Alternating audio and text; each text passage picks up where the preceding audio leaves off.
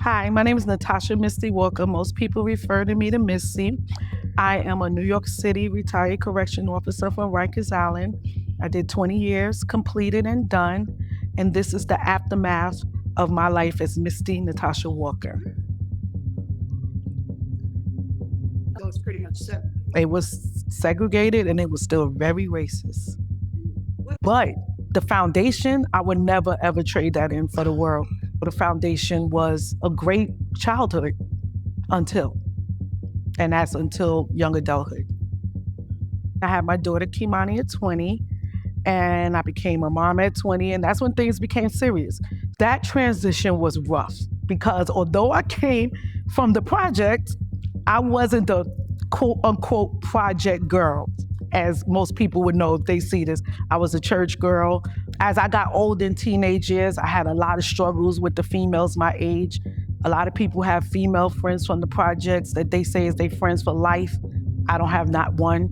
The people that were supposed to be my friends, I wound up fighting them because I was the church girl and I was different. I didn't want to smoke weed. I didn't want to sleep with the project guys. That just wasn't my life. I was just about something different. First of all, it was a shell shock. I've never seen a building that big. I come from the largest jail on Rikers Island, which is C95 AMKC.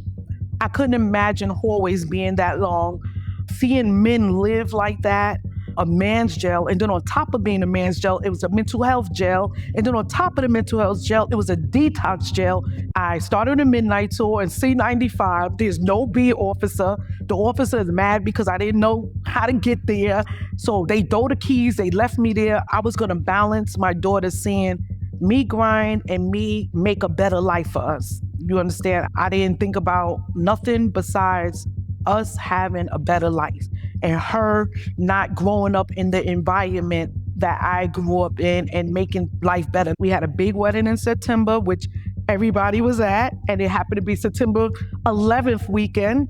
So we got married September 15th.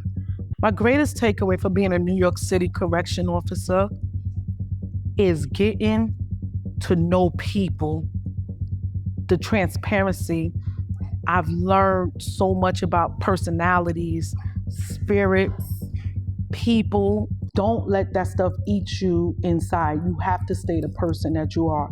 The only way you could do that is definitely by meditating, staying prayed up, remaining true to who you are. Because the job could change you if you allow it to change you. I've never allowed the job to change me. I never allowed the job to change my spirit. Thank you for joining us for another Aftermath story. If this journey inspired you, share it with someone who needs to hear it. Subscribe to Tina Booker TV for more stories of purpose, perseverance, healing, and hope. Until next time, remember, every uniform has a story. Every story leaves an aftermath.